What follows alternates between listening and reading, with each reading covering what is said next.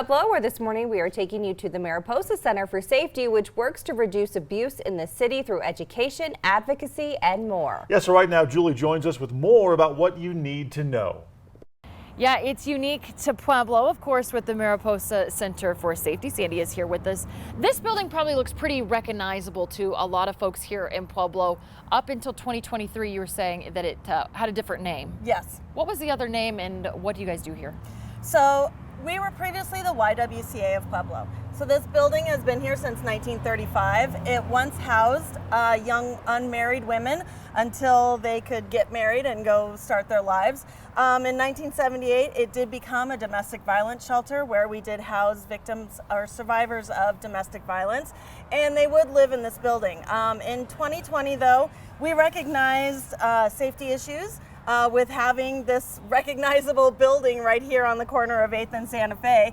And so we have now moved our shelter into an undisclosed location. However, we are still serving those survivors of domestic violence. And in March of 2023, recognizing that we were limited under the parameters of the YWCA, we changed our name to Mariposa Center for Safety. Butterfly, it means in Butterfly, Spanish. absolutely, so that you can spread your wings and go and live a successful life. But also we realized that young Christian women under the YWCA were not the only ones experiencing domestic violence. Therefore, we expanded, and now we serve anybody and everybody who is affected by domestic violence, because it's not just one gender, it's not just one ethnicity, it's not just one income level, it's everyone who can fall into that cycle of violence. And you said the big need here is monetary donations. If somebody wants to write a check, give you cash, how can they do that? Oh yeah, you can mail it to 801 North Santa Fe here in Pueblo, Colorado, 81003,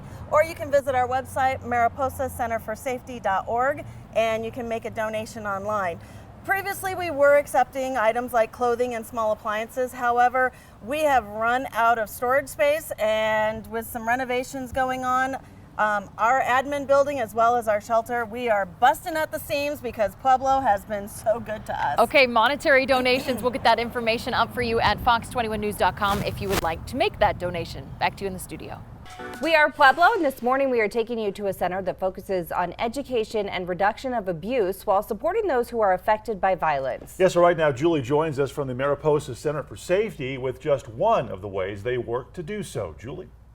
Yeah, the Mariposa Center for Safety here in Pueblo, they do a lot. They have an undisclosed domestic violence shelter where they help out women in the area, but they've also got a space here, Teresa's Place, Yes. where parents can exchange custody. What happens in rooms just like this? So Teresa's Place was established in the early 90s, and it was named after a local woman named Teresa Barros, who very miraculously survived domestic violence of her own. And we use this space now to provide safe exchange for children whose parents maybe have some issues going on with custody, and it makes it less traumatic. We also use this space for supervised visitation. So if there are some issues with the family and you are required to have supervised visitation with your child, you get to come in here and you get to spend your time with your child. We try and make it as homey as possible. We have a supervisor who will sit and observe, not involve themselves, but observe. And parents and child get to kind of play games. We've got a TV in TV, here, we've got cards. videos, cards, we've got every game you could think of, books and coloring, and just to make it as homey and as comfortable as possible. Are you the only place here in the Pueblo area that helps the folks that you've been talking about? Other than places like the police department, the sheriff's department, Department of Human Services, we are the only place. If you need to exchange your child and you go to the police office, the police department, it's very kind of cold and sterile. Yeah, the parking lot's not always so much fun, but in here, you know, there's a But fun in ride. here, yeah, there's a lot of fun, and we try and make it as homey and as easy on those children, because that's really our focus, is to prevent any additional trauma to those children. Okay, and the big thing that they need right now, guys, if you're interested in helping out, is monetary donations. They're at the max with other things, so monetary donations, we have the information on how you can donate on our website, fox21news.com. Back to you in the studio. Here at Pueblo, and this morning we're learning more about the signs of abuse from the Mariposa Center for Safety, a spot in Pueblo that actively works to reduce and educate about abuse. Okay, so right now Julie joins us once again with more. Julie?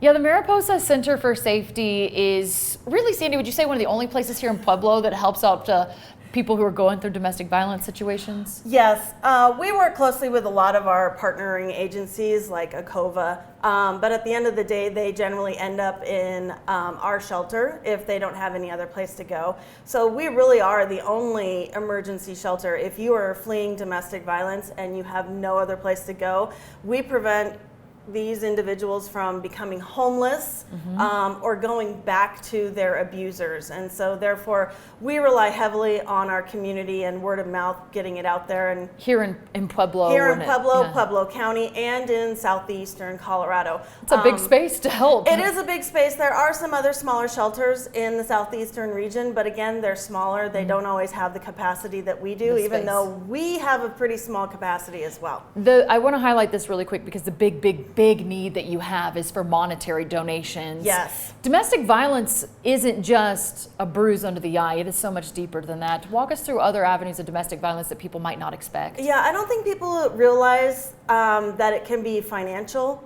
I mean, overall, a lot of it is control. And that control can be financial, keeping you from having access to any funding, keeping you from your family, keeping that emotional and that psychological, just tearing you down. And all of that can lead to just that person feeling that they are so dependent on another individual. That right there is a form of domestic violence. And people, again, if you don't see a bruise, then there must not be anything wrong. It's much more intricate than just that. Absolutely. I read a book once called, I think it was How to Spot a Dangerous Man, and it talked about how he's not going to hit you on the first date. That'd be a major red flag. It's a slow progression. It's a slow progression. And actually, we do a lot of community outreach. We have a community liaison who goes to the middle schools and high schools and teaches about safe dates. He teaches about relationships, boundaries, some of those red flags to look for where maybe you're being isolated from individuals. So we do a lot of prevention, because we want to put an end to domestic violence. We don't want to exist anymore because we don't want to see domestic violence. But sadly, that is not something that we have seen decrease. We've actually seen an increase. You are looking to put yourself out of a job with the domestic violence. Definitely looking to put myself out of a job, yes. The big need right now, I mentioned it earlier, is monetary donations. Why is that so important to the Mariposa Center for Safety? Well, right now, unfortunately, we're seeing a lot of grants that have decreased amount of funds that are available to us. We're also seeing a decrease in support from the federal, state, and local governments.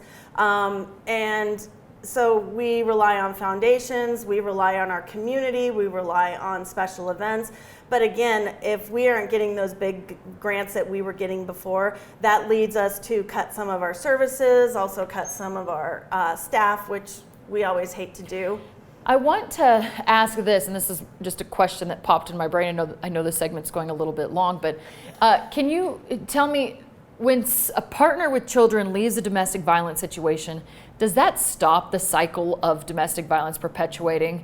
So for an example, if a kid sees mom and dad fighting whoever the aggressor is that perpetuated in that kid's relationships growing up because they think that's normal? And if they come to a place like you and are able to end those abusive relationships, do you see the trajectory of the child's future change? It definitely can. If a child is still in that situation and they see that all the time, they can look at it as something that this is just how a relationship is. But to get them out and to really get them into some form of counseling or therapy and say, hey, that's not a normal relationship. That's not a healthy relationship.